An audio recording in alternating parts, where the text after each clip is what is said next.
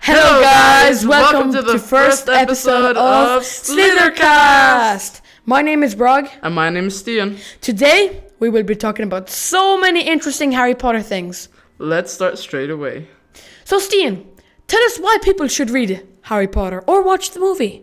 Well, I think people should read or watch the Harry Potter movies because they're interesting, they're fun. It's just really amusing to either watch the movie or read the book.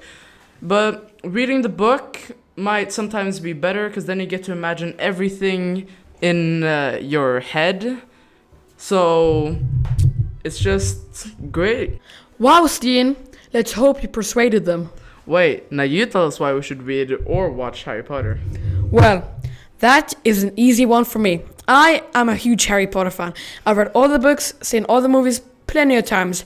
And I want to tell you guys, you should totally read the books because it's like another world when you start reading the books because you grow up with the characters. Because while you grow up while reading the books, because it's a really long series, they grow up alongside with you. It's kind of complicated to say in words, but it's just awesome and it's so exciting. It's just amazing. The storyline is beautiful and it's just so much content, and I think that you guys have to read it because it's just the best thing you'll ever do.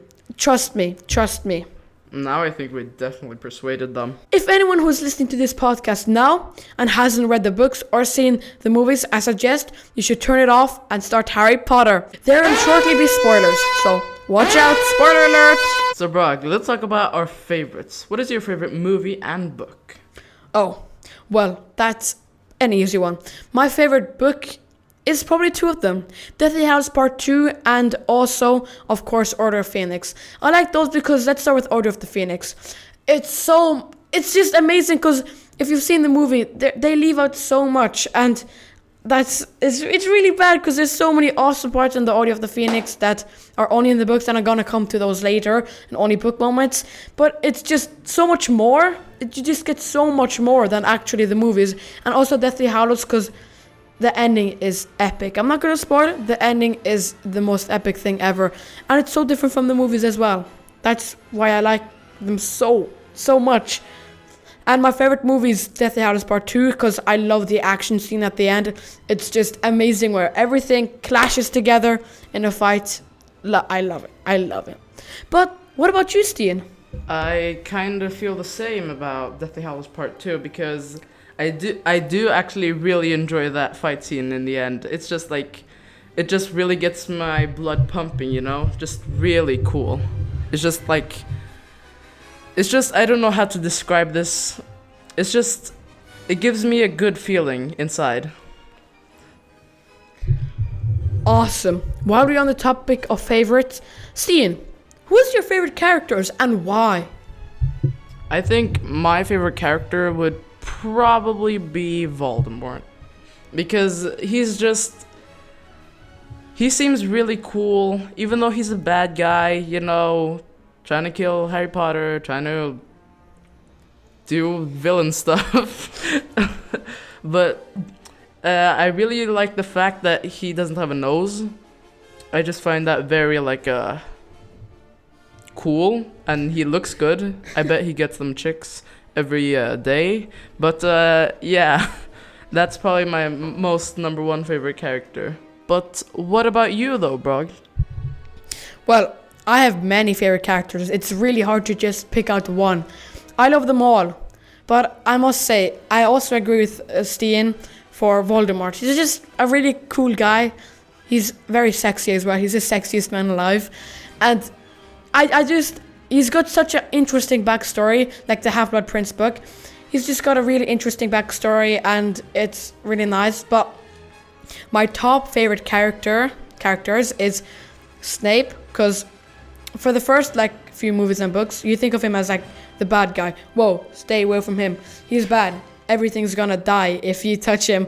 But when you read the last book and watch the last movie, it's just he's always been a good guy, and he's amazing because he sacrificed everything for dying love, everything for Lily.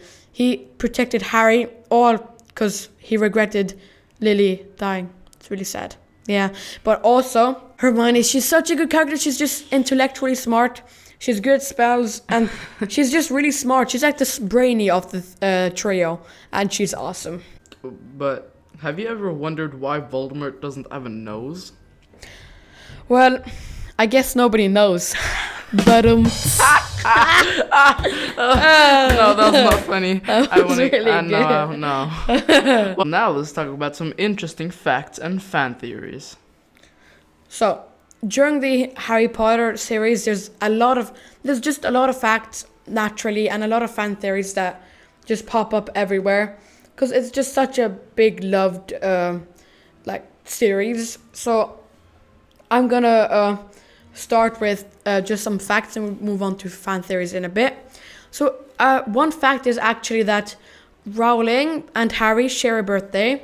They both have the birthday on July 31st, and that's obviously because J.K. Rowling wrote the book, and that's really cool that she put herself in Harry. A fact is she invented the names of the Hogwarts houses on the back of a barf bag. In 2000, Scholastic gave school children across the U.S. the opportunity to ask Rowling questions about Harry Potter.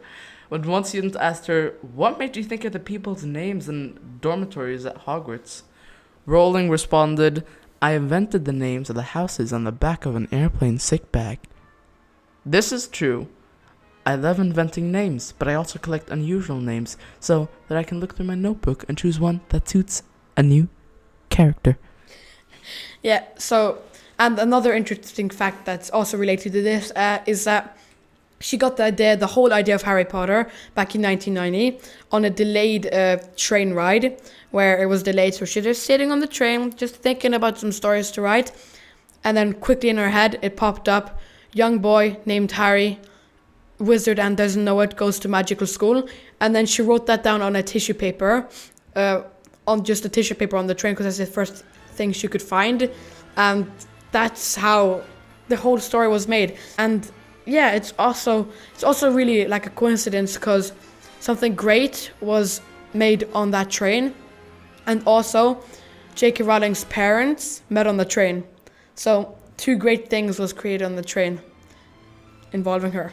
Yeah, I feel like the guy that drove the train, or was controlling the train, should get some credit, just yeah, no one knows who controls the train. They never mention it. Come on, if just come on, mention, please. Yeah, we want to know. Know. If the train wasn't delayed, who knows? Maybe she wouldn't have thought about it. Exactly. Here's another quick fact that Steen's gonna tell you about. Early on, Rowling wrote a sketch of the final chapter of the final book. Rowling calls the idea that she had the first chapter of Deathly Hallows written and locked away in a safe. That's not true, but there was a small element of truth to it. She said, "I'd very early on, but not the first day or anything, probably within the first year of writing, I wrote a sketch for what I thought the final chapter would be." She told Harry Potter's big screen portrayer, which is Daniel Radcliffe, if you didn't know that. He's pretty famous. Yeah. In an interview for the Deathly Hallows Part 2 DVD extra features. Gotta have those extra features, Yeah, and she always knew the basic ending of the Deathly Hallows, because she always had it in her mind what it was going to be like, and yeah, she always knew just what would happen in the end. I watched many documentaries about it, and in one of the documentaries she showed off that was before the last book, she showed off a yellow folder which she said she had written a draft of the last chapter of the books. So she had always known what would happen, approximately what would happen at the end. And now I think the last fact that we're gonna add on is that... Did you know that the Dementors were based on Rowling's struggle with depression after her mother died? So I'll start that off. When Rowling was not too old, I think she was 16. Don't quote me on that. Or 20 something. Just I forgot to look that up. Don't hate. her mother died of a rare symptom that back then they had no cure for, and I can't get the symptom off the top of my head. And then she was diagnosed with depression because her mother died, and it wasn't at that point her life wasn't great because she just got divorced with her husband, and she was a single mom living on social welfare, not having money whatsoever, so she got depressed. And actually at the age of 30 she contemplated suicide, but she didn't do it for her daughter, and luckily she didn't, or else none of this would have been actually invented. But yeah, now let's just move on to some theories. Fan theories. Yeah, fan theories. My favorite fan theory has to be the fan theory that J.K. Rowling is Rita Skeeter, because there's quite a lot of evidence to back this up, even though it might not be true, but I really hope it's true. So if you don't know, Rita Skeeter is that woman in the books who just writes a bunch of rubbish for the Daily Prophet. Yeah, so what backs this up is that in like the 5th book, or fourth at the end, Hermione catches a ladybug, which is Rita Skeeter. She's an unregistered animagus, spoilers, and she catches her, and then she threatens to, like, if she just writes anything other bad, she threatens to expose the wizarding world of her. But later on, Rita Skeeter, since she was an unregistered animagus, was fired from her job, and she was banished from the wizarding world. And that's why people think that maybe when she was banished, she went on to writing the Harry Potter books just as a real life account of what happened. That's what people do think. And I really love this theory, because I want Harry Potter to be real. I know my letter's not here yet, but it's just last summer. Please find your way. That's kind of sad. We'll just say one more theory until we move on, because we've spent a lot of time now. Yeah. This last fan theory is that Neville wasn't bad at magic. He just used the wrong wand, which happened to be his father's wand. Or not really a coincidence, because, you know, it's his father's. It's not like a friend of his father's or anything, but that might explain a lot, because after his wand got destroyed, he wasn't terrible anymore. He wasn't terrible anymore. He wasn't terrible anymore. I'm sorry, Neville. You still gotta some things to. No, but after like the 5th book, when his wand gets destroyed, he's a very, very. He got a lot handsome. better. He's very handsome. That is true in the movies. No, but like after his wand gets destroyed, he probably used like a banished spell to make him more handsome. It's a new theory. We gotta write on that. We'll be back any second. We just gotta post it on the farm. Not just kidding. But yeah. Because it is his father's wand he uses, and he gets just a lot better. Yeah. Which explains a lot. It both explains a lot and makes his life a lot easier too. It does, doesn't it? Yes, it does. That's nice. But Stian, if you created this movie, what would you have changed? Like, what plot holes would you have changed? Would you have changed like the end? Who ended up with who? Would you have changed anything? I would have definitely, like, first of all, just like I would have changed who ended up with who. Like, I don't care. I just think Hermione and Harry should have been together. I mean, I get that it kind of makes sense that Gina is with Harry and not Ron, because wait, let's pause that. Did he say Gina? Did he say Gina? He said Gina. You gotta get this right. Come on. It's not Gina.